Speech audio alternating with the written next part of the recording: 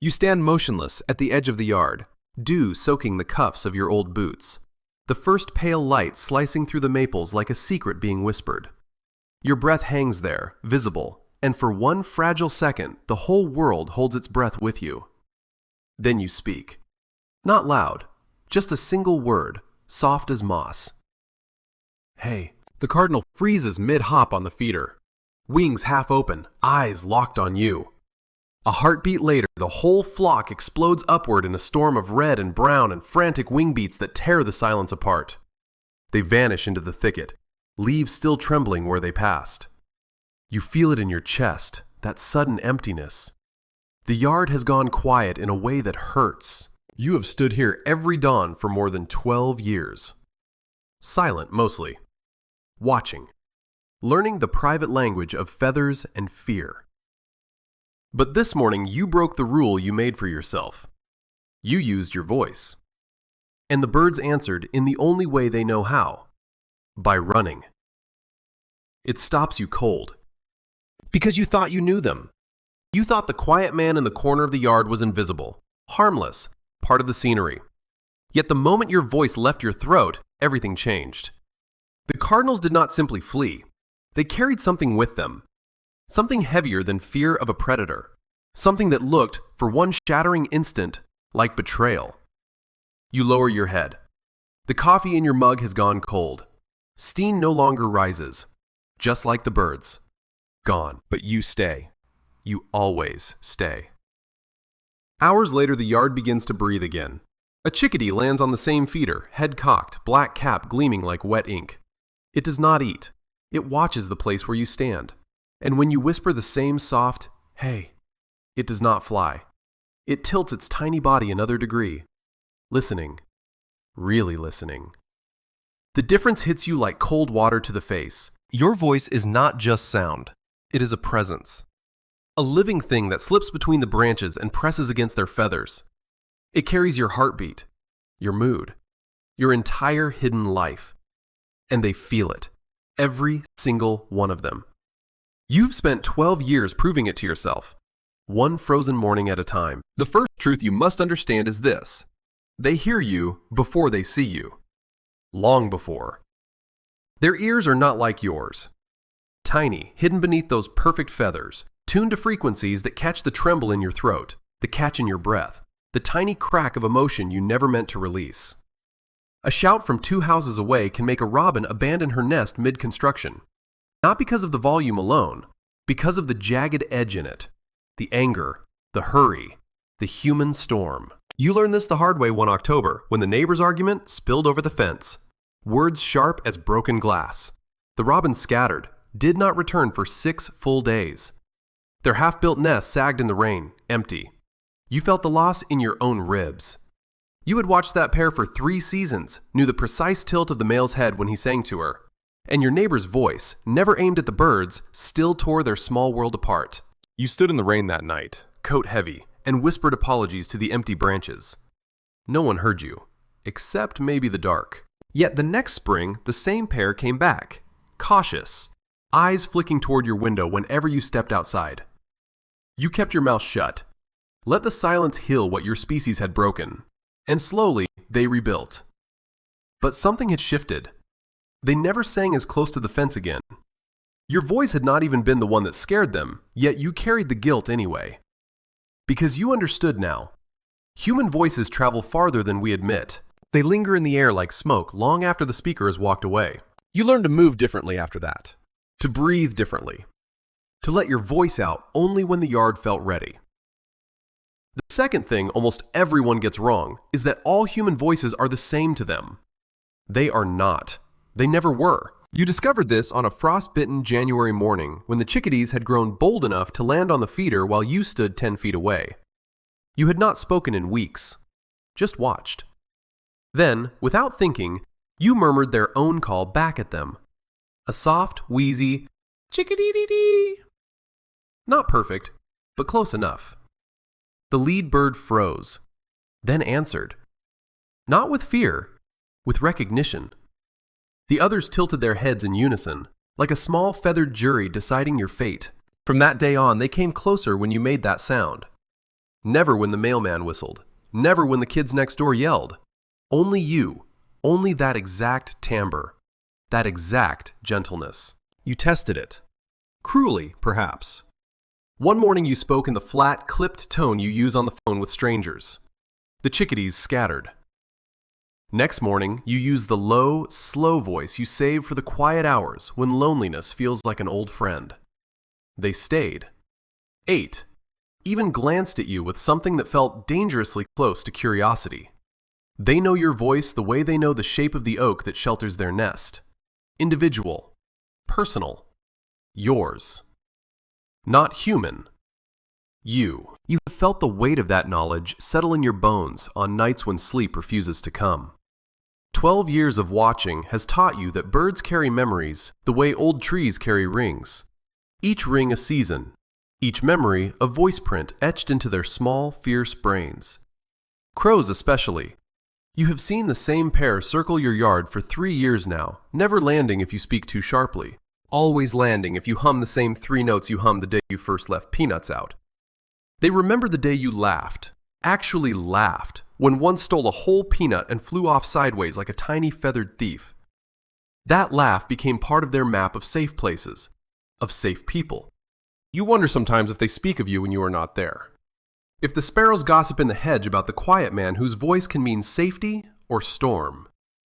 The thought makes your chest ache with a strange tenderness. What if you had never spoken?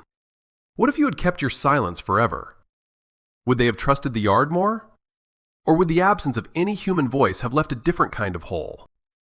You cannot know. You only know what happened when you finally let your voice out. The yard changed. Not all at once. Never that simple. But over months, the birds began to linger longer when you spoke softly while refilling the feeders. A tufted titmouse once landed on the very branch beside your shoulder, so close you could see the delicate gray fringe on its wings catch the light like frost. It did not eat right away.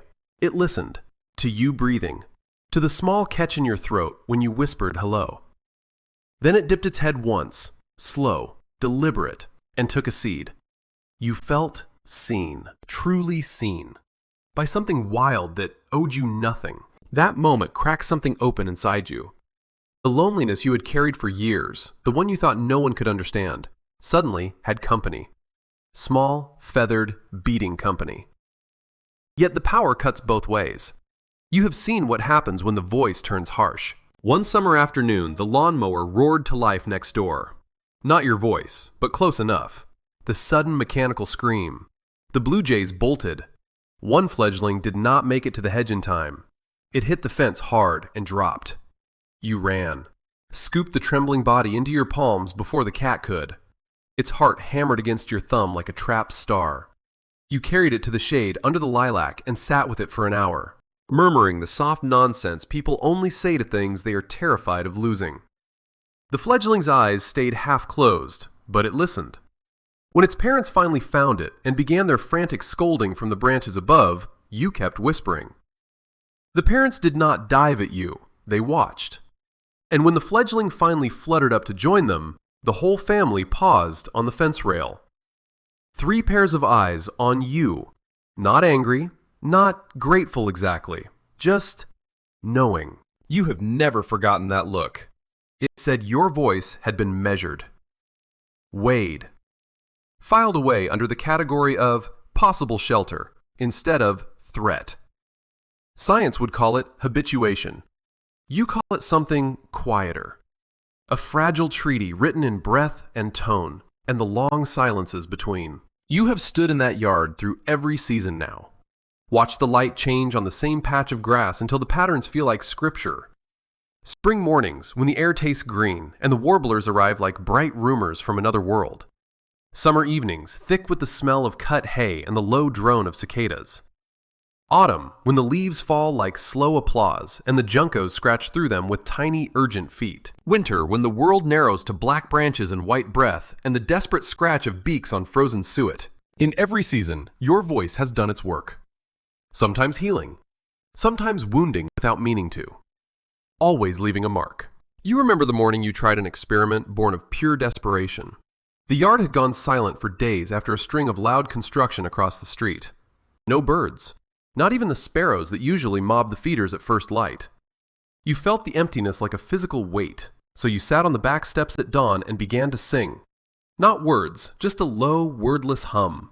The same lullaby your grandmother used to hum when you were small and the world felt too big. You let it roll out slow and steady, letting the vibration sit in your chest before it left your lips. Nothing happened for 10 full minutes. Then a single nuthatch crept down the trunk of the maple. Head first, as they do. It stopped 6 feet above you and stared. You kept humming. Another joined it. Then a downy woodpecker. Then, impossibly, the pair of cardinals that had avoided the yard since the construction started. They landed on the feeder, one by one. Not feeding, just sitting, listening. The hum wrapped around all of them like a blanket made of sound. You felt tears prick your eyes and did not bother to wipe them away. 12 years of watching, and you had never seen anything like it.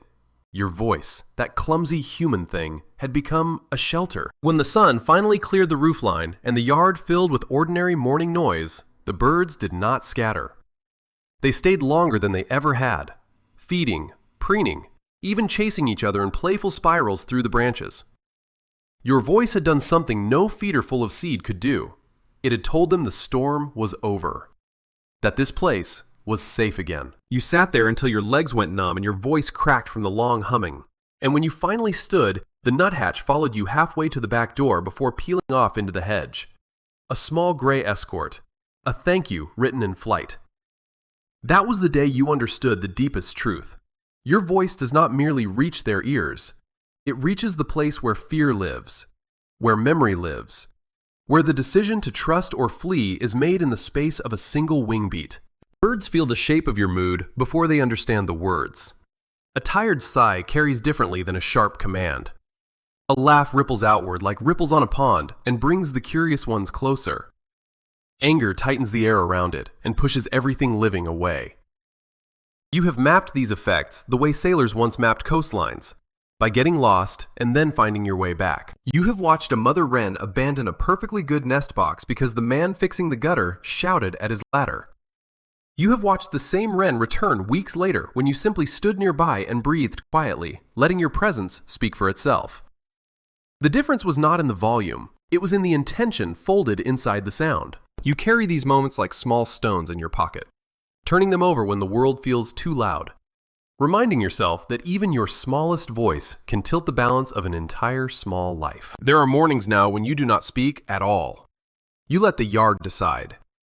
Some days it wants silence. Other days it leans in, waiting. You've learned to read the tilt of a junco's head, the sudden freeze of a dove on the ground, the way the whole flock seems to inhale at once. Your voice has become a tool you use with reverence, never casually, never without remembering the power it holds. You think sometimes of the people who walk through parks shouting into their phones, never noticing the sudden hush that falls over the trees. Whole families of birds holding their breath until the intruder passes. You want to tell them, you want to grab them by the shoulders and say, "Look what you are doing!" But you stay silent, because you are the man who spent 12 years becoming part of the background, the man who learned the cost of every careless word. The surprising truth, the one almost no one dares say out loud, is that your voice is a bridge. Fragile, invisible, but real. It can carry fear across it like a plague, or it can carry safety, calm, the quiet promise that this corner of the world is still wild enough to hold them. You have crossed that bridge both ways. You have felt the sting of watching a family of bluebirds abandon their box after your neighbor's argument drifted over the fence. You have felt the wonder of a Carolina wren landing on the windowsill while you spoke softly to it through the glass, its tiny chest puffed with courage, eyes bright with questions you will never fully answer. 12 years, thousands of dawns, one voice, countless small hearts learning whether you are storm or shelter. The yard is never the same after you speak. Neither are you. You stand there now, years deeper into the silence you chose, and the light has shifted again. Golden this time. Autumn again. The leaves are beginning their slow surrender. A single leaf drifts down and lands on your shoulder like a message. You do not brush it away. You let it rest. Somewhere in the hedge, a cardinal clears its throat. Not a song exactly, a question. You answer the only way you know how. Soft, low, honest. Hey. The cardinal does not fly. It steps into the open, red as a wound, bright as hope, and looks straight at you. For one long, impossible second, the two of you stand in the same small world, breathing the same air, listening to the same quiet. Then it sings. Not the usual bold territory song, something softer, shorter, almost private. You feel it in your bones. The treaty is still holding. Your voice did this. Not by force, not by cleverness, by patience. By showing up every single day and letting the birds decide what your voice would mean. You have spent more than 12 years secretly studying them, learning their emotional lives in ways almost no one else dares to admit out loud. They are not simple creatures reacting to noise. They are feeling beings who carry the memory of your voice in their blood and bones, who adjust their entire small lives around whether your tone says safe or dangerous, who sometimes, rarely, beautifully, choose to answer. The yard grows still again. The cardinal flies off in a flash of scarlet that lingers behind your eyes like an afterimage. You turn toward the house, boots crunching softly on fallen leaves, but you pause at the door. Look back once. The feeders sway gently in the breeze. The branches are empty now, yet you know they are watching, listening, waiting to see what your voice will do tomorrow. You step inside. The door clicks shut behind you with the soft finality of a secret kept. But the truth remains, etched into every feather and branch and beating heart out there. Your voice changes them. And they, in their quiet, wild way, have changed you. You close your eyes in the dim kitchen light. The loneliness is still there, but it feels different now. Companioned, witnessed. The birds have taught you that even the smallest sound can ripple outward forever if it carries the right weight. Tell me, what has your voice done to the birds in your own quiet corner of the world? Have they fled from it? Or have they, against every expectation, leaned in to listen? Speak it here, in the comments. Let the words land gently. The birds might be listening too.